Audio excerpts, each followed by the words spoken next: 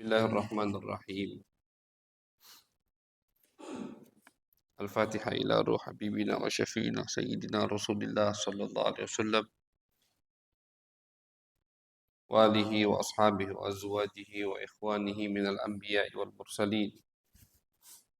Thumma ila arwahi masyayikhina wa li abaina wa ummahatina wa liman lahu haqqun alaina khususan muallifu hadzal kitab Abu Ya Sayyid Muhammad Alawi Al-Maliki bi anna Allah fillahum wa yarhamuhum wa yu'li darajatihim fil jannah وينفعنا بأسرارهم وأنوارهم وعلومهم وبركاتهم في الدين والدنيا والآخرة بسر الفاتحة أعوذ بالله من الشيطان الرجيم بسم الله الرحمن الرحيم الحمد لله رب العالمين الرحمن الرحيم مالك يوم الدين إياك نعبد وإياك نستعين اهدنا الصراط المستقيم صراط الذين أنعمت عليهم غير المغضوب عليهم ولا الضالين آمين. بسم الله الرحمن الرحيم الحمد لله رب العالمين وبه نستعين على أمور الدنيا والدين صلى الله على سيدنا محمد خاتم النبيين وعلى آله وصحبه أجمعين رب اشرح لي صدري ويسر لي أمري واحلل عقدة من لساني يفقه قولي سبحانك لا علم لنا إلا ما علمتنا إنك أنت العليم الحكيم أما بعد الحمد لله. Puji syukur kehadirat Allah Subhanahu wa Ta'ala. Alhamdulillah di pagi hari yang berkah ini kita kembali dikumpulkan oleh Allah Subhanahu wa Ta'ala. Perjumpaan yang insya Allah diberkahi oleh Allah Subhanahu wa Ta'ala di bulan yang berkah, di tempat yang berkah, insya Allah kita pantas mendapatkan keberkahan Allah Subhanahu wa Ta'ala. Amin ya Rabbal Alamin. Masyiral hadirin yang dirahmati oleh Allah Subhanahu wa taala. Alhamdulillah ini pertemuan atau kajian tahunan. Alhamdulillah yang ketiga kali kami mengisi kajian di masjid ini, insya Allah diberkahi oleh Allah. Yang mana tanpa terasa 1 tahun itu sangat cepat sekali. Dan itu sabda baginda Nabi besar Muhammad sallallahu alaihi wasallam. Nabi bersabda bahwasanya termasuk tanda kiamat atau tanda akhir zaman 1 tahun seperti 1 bulan. 1 bulan kata Nabi seperti 1 minggu. 1 minggu seperti 1 hari dan 1 hari kasa seperti 1 jam. Itu hadis dari Nabi Muhammad Sallallahu Alaihi Wasallam. Jadi makin akhir zaman makin cepat waktu ini. Makanya ini seperti sinyal dari Nabi besar Muhammad Sallallahu Alaihi Wasallam bahwasanya jangan sampai kita menyia-nyiakan waktu kita. Ini tidak terasa udah puasa keempat, puasa keempat, kelimo, macam baru, udah puasa kelimo, tidak terasa. Setengah dari 10 hari pertama dari bulan suci Ramadan udah lewat. Tanpa kita rasa udah lebaran lagi. Tahun depan insya Allah kita masih diberikan oleh Allah kesempatan untuk melaksanakan bulan suci Ramadan dalam keadaan sehat walafiat insya Allah. Amin ya rabbal alamin. Masyarul hadirin wal hadirat yang dirahmati oleh Allah. Kajian kita insya Allah di bulan suci Ramadan ini Al-Fagir kami mengisi setiap Rabu pagi Rabu subuh. Insya Allah di setiap Rabu subuh di bulan suci Ramadan kita akan mengkaji tentang seputar sejarah terkait dengan as-sunnah an-nabawiyah. Hadis Nabi besar Muhammad sallallahu alaihi wasallam. Karena kalau ada yang masih ingat tahun kemarin kita bahas seputar sejarah terkait dengan Al-Qur'anul Karim. Tahun kemarin alhamdulillah dan rekamannya masih ada alhamdulillah. Tahun kemarin kita membahas tentang selama bulan suci Ramadan tentang Al-Qur'an, definisi Al-Qur'an, kemudian bagaimana penulisan Al-Qur'an, bagaimana Al-Qur'an turun dan apa saja yang terkait dengan Al-Qur'an di 4 kali pertemuan di tahun kemarin. Insya Allah tahun ini yang akan kita kaji tidak kalah penting dari Al-Quran yaitu adalah As-Sunnah An-Nabawiyah. hadis Nabi besar Muhammad sallallahu alaihi wasallam. Karena hadis ini seperti bayan din Al-Qur'an. Hadis itu adalah penjelasan untuk Al-Qur'an. Itu hadis. Makanya orang yang memisahkan Al-Qur'an dengan hadis Nabi, maka pemahamannya di dalam Al-Qur'an pasti tidak benar. Kalau dia ingin memahami Al-Quran tidak melalui hadis dan sunnah Nabi besar Muhammad Sallallahu Alaihi Wasallam. Karena tugasnya Nabi itu menjelaskan apa yang ada di dalam Al-Quran. Itu tugas Nabi.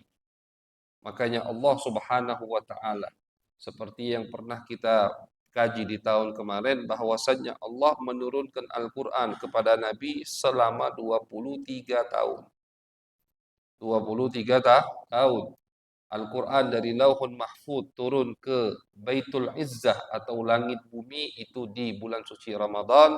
Akan tetapi dari langit bumi, dari Baitul Izzah, di langit bumi ada tempat yang bernama Baitul Izzah. Di situ Allah letakkan Al-Quran dan turun kepada Nabi itu diangsur sama Allah selama 23 tahun. 23 tahun. Dari ayat yang pertama Iqra sampai ayat yang terakhir wattaqu yauman turja'una fihi ilallah di surat Al-Baqarah. Ini selama 23 tahun sembari ayat tadi turun kepada Nabi, Nabi menjelaskan apa maksud dari ayat tersebut. Nah, penjelasan Nabi itu itulah yang dinamakan hadis atau yang dinamakan sunnah. Penjelasan Nabi, keterangan Nabi besar Muhammad SAW terhadap ayat-ayat suci Al-Quran. Kita jangan berpikiran, oh Ustadz, kita cukup tahu arti, tidak perlu kita tahu hadis Nabi. Salah. Kalau ada orang yang berpendapat seperti itu. Cukup kita tahu sekarang banyak terjemahan, Masya Allah, banyak terjemahan Al-Quran, kita cukup baca terjemahannya, tidak perlu kita menoleh atau membaca hadis Nabi. Salah. Orang yang cuman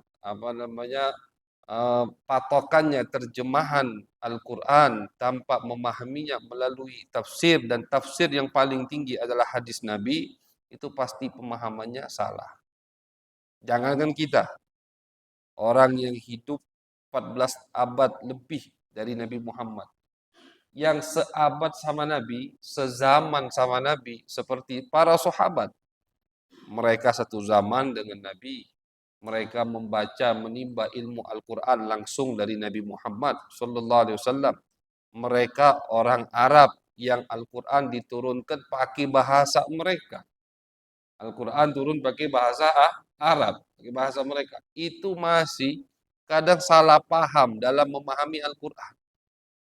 Ini sahabat. Dan diriwayatkan Al-Imam Al-Bukhari dan Imam Muslim dan imam-imam hadis yang lain meriwayatkan beberapa contoh bagaimana sahabat itu salah dalam memahami sebagian ayat-ayat di dalam Al-Quran. Salah satu contohnya ada saat ini yang berkaitan dengan bulan suci Ramadan. Allah Subhanahu wa taala mengatakan di surat Al-Baqarah, wa kulu washrabu hatta yatabayyana lakumul khaytul abyadu minal khaytil aswadi minal fajr. Kata Allah, makan dan minumlah dari maghrib sampai kapan? Ini kalau menurut teksnya artinya sampai kalian bisa membedakan mana tali yang putih dan mana tali yang hitam. Ini kalau kita cuman ditranslate dari bahasa Arab, Al-Quran ini ditranslate ke bahasa Indonesia. Artinya begitu. Makan dan minumlah sampai kalian bisa membedakan mana tali yang putih dan mana benang atau tali yang hitam. Kalau kalian sudah bisa membedakannya, oh ini benang putih atau tali hitam, ini tali putih, maka di situ kalian tidak boleh makan lagi. Artinya udah masuk waktu subuh. Waktunya imsak, puasa. Ayat ini ketika turun, ada satu sahabat memahaminya seperti itu. Jadi dia akhirnya setiap malam sebelum tidur, ngambil tali putih dan tali hitam, ditaruh di bawah bantal. Bangun dia makan. Oh masih belum kejiwaan. Makan lagi. Salah dalam memahaminya. Ini sahabat, sahabat Nabi. Langsung dari Nabi menerima Al-Quran. Dan bahasa Al-Quran bahasa mereka. Salah paham. Salah paham. Datang besoknya ke Nabi, cerita dia sama Nabi. Nabi senyum, bukan itu maksud Allah. Maksud Allah al-khaitul abyad wal khaitul aswad, benang atau garis, ya, benang atau garis. Jadi yang dimaksud itu bukan tali tapi garis, karena al-khait, ya, khaitun bahasa Arab khaitun itu bisa diartikan garis, bisa diartikan benang. Yang dimaksud Allah kata Nabi bukan benang, bukan tali, bukan, tapi maksudnya langit itu pembahasannya. Makan dan minumlah sampai masuk waktu subuh. Artinya waktu subuh itu kata Allah gelap tapi udah mulai keputihan. Itu waktu subuh. Itu maksudnya. Jadi sahabat ini salah paham. Beliau selama ini makan minum terus sambil bedakan tadi tali putih dan tali hitam. Salah paham dalam memahami ayat suci Al-Quran. Dan wajar. Karena itu mereka manusia. Kemudian yang ingin mereka pahami adalah ayat suci Al-Quran. Kalamullah. Ucapan Allah subhanahu wa ta'ala. Dari situ ma'asyiral hadirin wal hadirat, ulama mewajibkan. Ulama mewajibkan. Mereka sepakat bahwasanya tidak boleh kita ingin memahami ayat suci Al-Quran tanpa melalui hadis baginda Nabi besar Muhammad sallallahu alaihi wasallam. Bahkan ulama-ulama tafsir yang terkemuka dari zaman sahabat, tabi'in, tabi'in sampai zaman sekarang, ketika mereka ingin menafsirkan ayat suci Al-Quran, yang pertama kali mereka cari ada tidak tafsiran ayat ini dari Nabi Muhammad sallallahu alaihi wasallam. Kalau ada tafsiran ayat ini dari Nabi, artinya ada hadisnya dari Nabi, mereka diam, tidak berkomentar sama sekali tentang tafsir ini, tentang ayat ini. Ya udah Nabi yang jelaskan. Nah, ngomong apa kita? Begitu. Akan tetapi rahmatan karena Nabi sayang dengan umat, Nabi tidak menafsirkan semua ayat suci Al-Quran. Tidak semua ayat suci Al-Quran Nabi tafsirkan. Bahkan hanya beberapa ayat bisa dihitung, dikumpulkan salah satunya oleh pengarang tafsir pertama kali di abad ketiga atau abad keempat, Al-Imam At-Tabari. Beliau dalam kitab beliau Tafsir At-Tabari, itu setiap ayat yang ada tafsirannya dari Nabi, itu pasti beliau riwayatkan.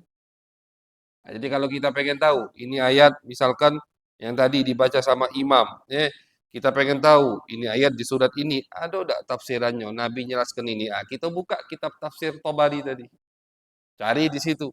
Kalau ada riwayat Nabi menafsirkan ayat tersebut, pasti beliau riwayatkan.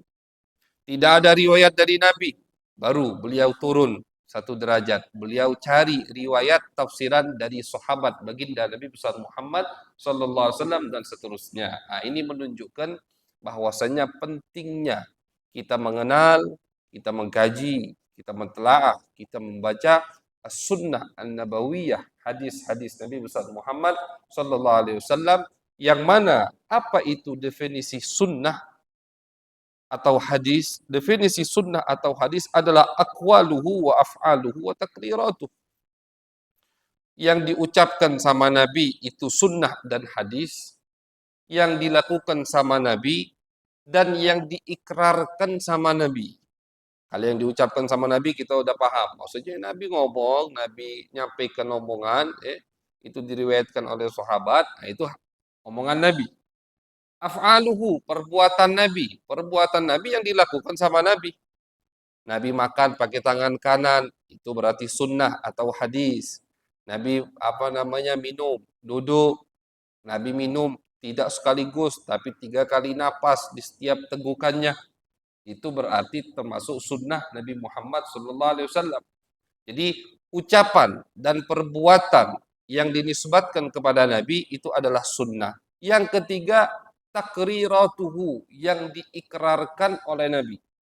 Apa maksudnya diikrarkan? Ulama mengatakan kalau umpama ada satu kejadian terjadi di zaman Nabi, atau satu perbuatan yang dilakukan oleh sahabat di zaman Nabi Muhammad SAW, Nabi diam, Nabi tidak komentar, maka itu seperti izin dari Nabi Muhammad SAW. Ini namanya ikrar.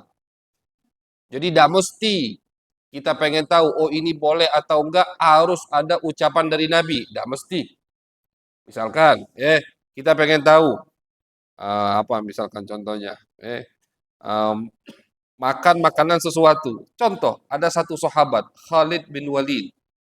Beliau itu pernah makan biawak, tapi biawak darat.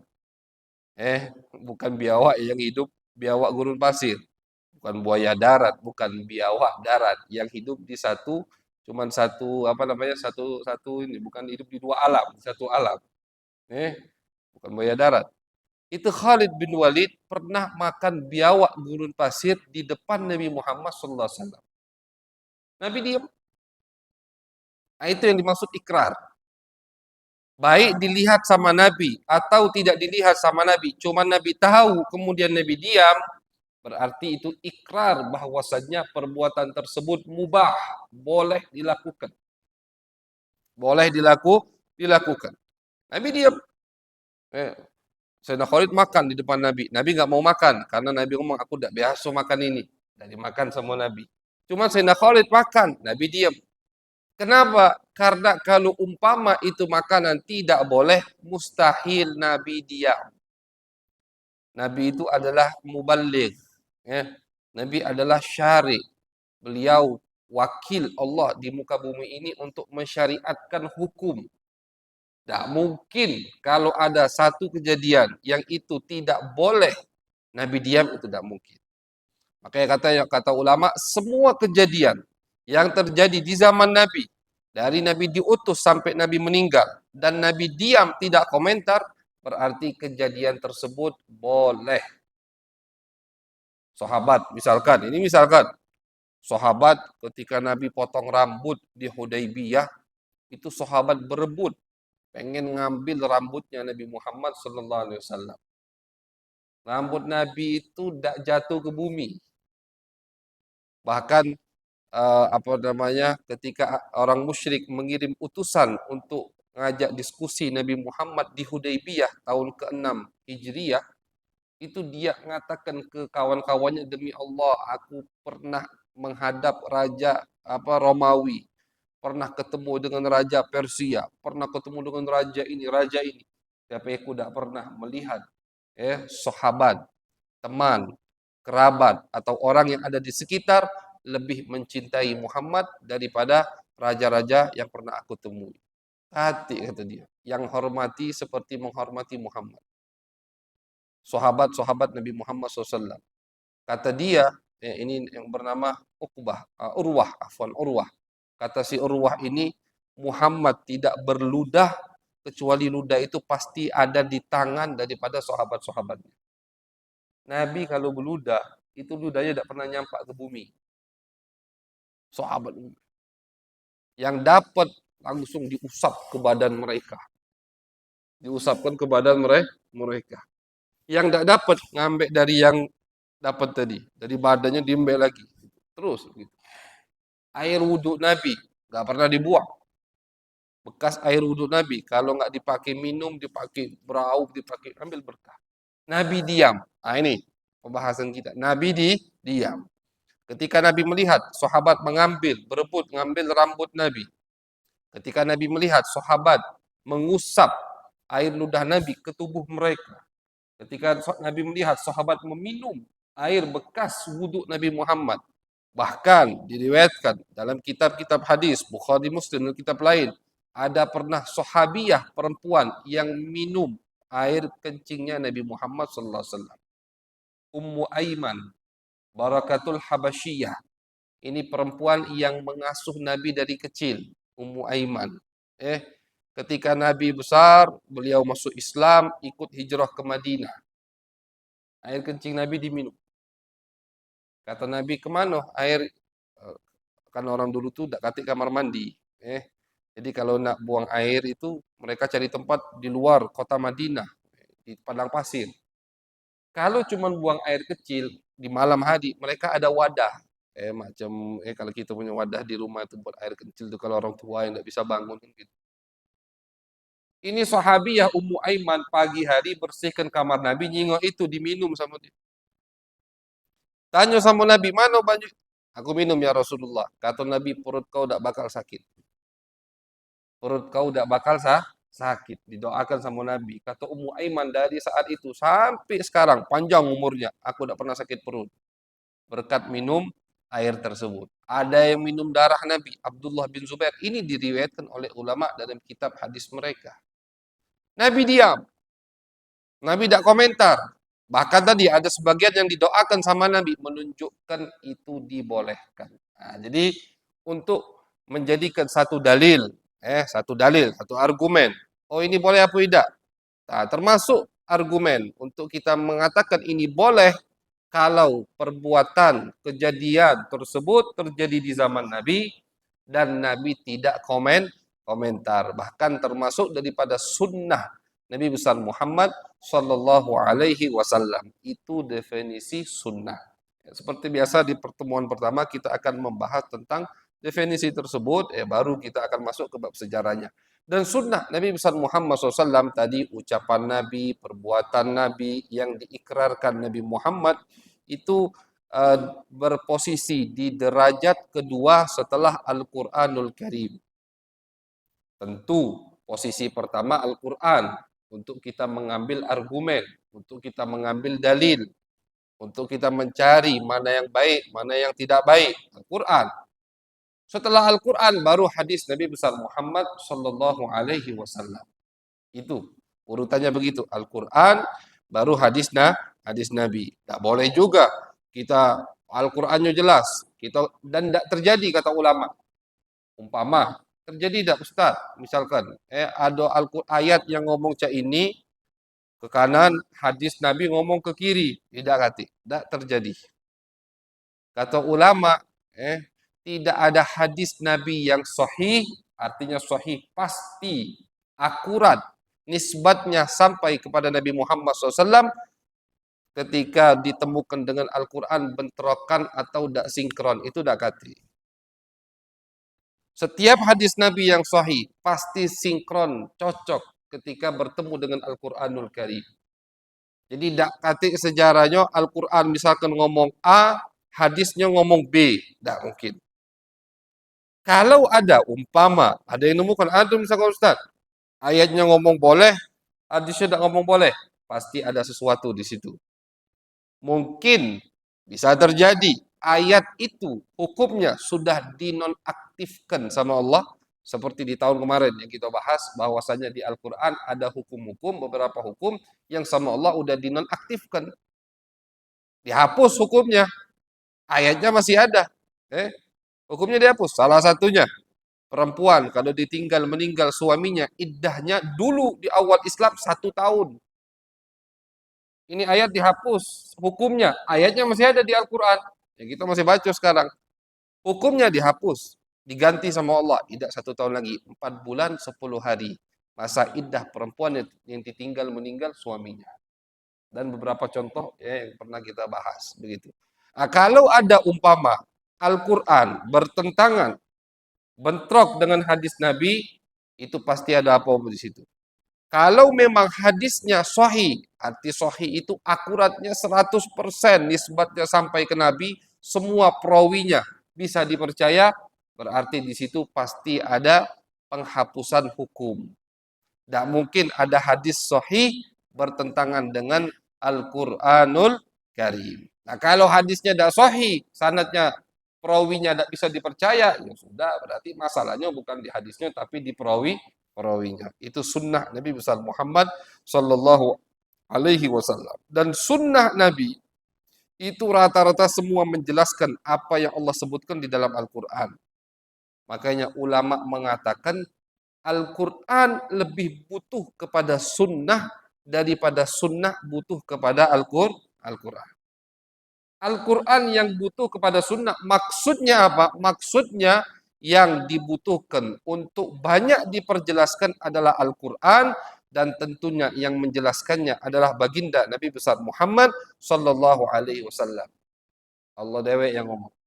Di dalam ayat suci Al-Quran, Allah pernah berfirman, wa anzalna ilaika dzikra litubayyina lin-nasi ma nuzzila ilaihim.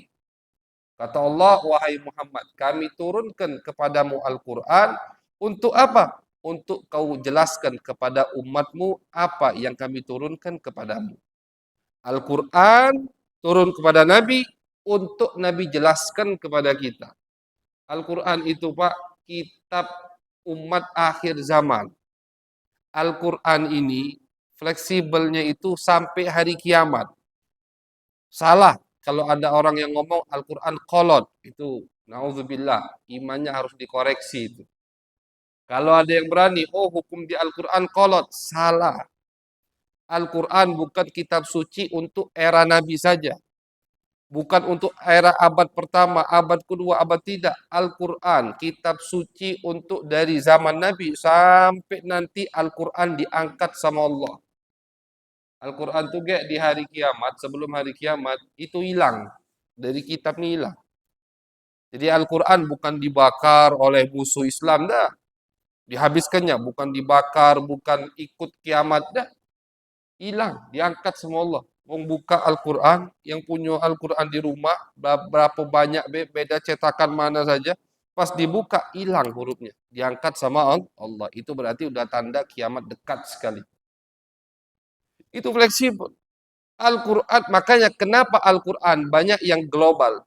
Hukum atau rata-rata ayat di dalam Al-Quran Karim global. Perlu dijelaskan, perlu diterangkan. Itulah tugas baginda Nabi besar Muhammad Sallallahu Alaihi Wasallam. Itu maksud dari ucapan ulama tadi. Al-Quran lebih butuh kepada hadis daripada hadis butuh kepada Al-Quran. Karena sifatnya Al-Quran global, ya, mujmal. Sedangkan hadis menjelaskan apa yang mujmal tadi. Hadis menjelaskan apa yang mujmal tadi. Al-Quran, kitab suci umat akhir zaman, diutus Nabi Muhammad sampai nanti diangkat, semua bisa mengambil hukum dan panduan hidup di dalam Al-Quran. Oleh karena itu, kalau misalkan semua kejadian itu Allah tulis di Al-Quran secara terperinci, tebelnya sama mana? Umpama, semuanya harus disebutkan di dalam Al-Quran secara terperinci, maka akan tebal sekali Al-Quran. Al-Quran bukan kitab suci untuk 1 abad, 2 abad, 3 abad. Untuk dari abad Nabi sampai nggak ada yang tahu kecuali Allah. Oleh karena itu, kenapa rata-rata kebanyakan ayat di Al-Quran itu hukumnya sifatnya ijmali, global, tidak terperinci, karena kalau diperinci semua sama Allah tebal. Susah kita ngapalnya, susah kita ngataminya. 30 juz lagi kadang hatam, kadang tidak, sebulan kan itu. Oleh karena itu adalah hadis Nabi besar Muhammad sallallahu alaihi wasallam, dan semua dijelaskan oleh Nabi besar Muhammad sallallahu alaihi wasallam apa-apa yang diperintahkan oleh Allah. Kalau kita pengen tahu, Ustadz, apakah semua ayat suci Al-Quran dijelaskan sama Nabi secara terperinci? Tidak semua. Apa yang dijelaskan sama Nabi secara terperinci? Ayat-ayat yang berkaitan dengan hukum, halal, haram, boleh atau enggak boleh, itu yang dijelaskan sama Nabi secara terperinci. Contoh, Allah memerintahkan kita untuk beriman. Macam mana iman sama Allah? Nabi jelaskan. Iman kepada Allah termasuk iman kepada Allah, iman kepada malaikat, iman kepada kitab suci, iman kepada nabi-nabi yang pernah Allah utus, iman kepada hari akhir. Ini Nabi yang menjelaskan. Allah mengatakan di dalam Al-Quran, wa aqimus sholat, dirikan sholat. Nah, makanya orang yang tidak galak ngamalkan hadis, itu sholatnya cak mana Allah alam. Kalau ada orang yang ngomong, udah kita ngamalkan Al-Quran be, habis itu dia sholat. Tanya, itu kau sholat, ada apa di Al-Quran? Ada apa Al-Quran mengajarkan ketika mau sholat harus wajib ngadep kiblat. Kemudian wajib takbir. Takbirnya itu Allahu Akbar, takbiratul ihram harus diangkat suaranya sehingga kita mendengarnya. Wajib baca Fatihah. Kemudian wajib ruku. Gak ada. Di Al-Quran Allah sangat ijmal sekali. Wa aqimus sholat, dirikan sholat. Selesai. Nabi yang mempraktekkan. Makanya Sayyidina Utsman meriwayatkan bagaimana sholatnya Nabi Muhammad. Abu Hurairah meriwayatkan bagaimana sholatnya Nabi Muhammad. Dan semua dijelaskan sama Nabi. Haji, apakah Allah sebutkan? Nanti haji Allah ngomong wukuf di Arafah tanggal 9, habis itu ke mabit di Musdalifah, habis itu Ramyun Jamrah Aqabah. Allah cuma sebutkan walillahi 'alan nasi hijjul baiti man istata'a ilaihi sabila. Udah, satu ayat itu. Wajib yang mampu haji kata Allah. Macam mana haji? Nabi yang menjelaskan. Nabi yang menjelaskan, dijelaskan sama Nabi Muhammad dari awal sampai akhir. Setelah selesai, kata Nabi, hajilah seperti kalian melihatku haji. Begitu. Jadi perincian syariat itu semua ada di dalam sunnah Nabi besar Muhammad sallallahu alaihi wasallam. Puasa juga begitu dan seterusnya, semua zakat, puasa semua perincinya itu tugas Nabi Muhammad sallallahu alaihi wasallam. Makanya ini makna tadi. Al-Quran lebih butuh kepada hadis daripada hadis butuh kepada Al-Quran, dan ini sebagai bukti pentingnya kita mengenal hadis Nabi besar Muhammad sallallahu alaihi wasallam. Kita tahu sejarah, seputar sejarah terkait yang berkaitan dengan sunnah Nabi besar Muhammad sallallahu alaihi wasallam, karena sunnah Nabi atau hadis Nabi adalah sumber kedua dari syariat Islam. Pondasi kedua dari syariat Islam adalah sunnah baginda Nabi besar Muhammad sallallahu alaihi wasallam, yang insya Allah di tahun ini insya Allah akan kita kita kaji sedikit seputar sejarah berkaitan dengan sunnah Nabi besar Muhammad sallallahu alaihi wasallam, dari pembukuannya kapan, penulisannya kapan, kemudian siapa ulama yang pertama kali membukukan sunnah Nabi besar Muhammad, hadis Nabi Muhammad SAW. Insya Allah mudah-mudahan kita diberikan kesehatan oleh Allah Subhanahu Wa Taala sehingga kita bisa menghadiri, mengikuti setiap kajian-kajian ilmu yang berkah. Dan alhamdulillah dengan kajian-kajian ilmu seperti inilah kita merasa Ramadan kita ini makin berkah begitu. Makin berkah dengan aktivitas. Alhamdulillah banyak daripada masjid-masjid Palembang yang mempunyai aktivitas seperti ini. Habis subuh ada cawisan, habis zuhur ada cawisan, hidup gitu. Hidup Ramadan kita. Dibukakan oleh Allah mata kita. Makin kenal kita dengan syariat Allah.